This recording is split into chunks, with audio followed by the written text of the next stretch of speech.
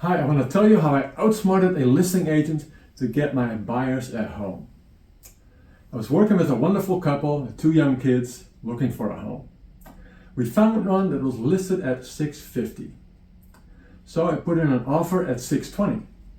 The sellers countered us at $630. And then we countered them at $625. And then it happened. Another offer came in. It came in at $635.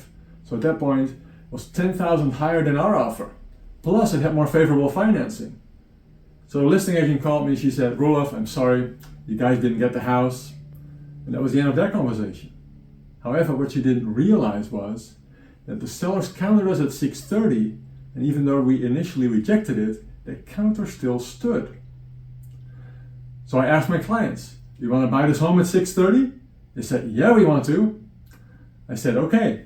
So I had them sign a withdrawal of our $625 counter to them and an acceptance of the $630 counter from the sellers to us. I had to get it in quickly before the sellers were able to approve the higher offer. But I sent it in quickly, and at that moment we were in contract at $630. So we closed 2 days ago. My clients are thrilled. And afterwards I called the listing agent. I said, "Did you guys expect us to do that?" He said, "No, that was a total surprise." But she was a good sport about it though. And also the seller, they lost out on $5,000. But they said, "Well, I guess these buyers were meant to get this home." And that's how you outsmart a listing agent to get your buyer at home. It pays off to have somebody with experience.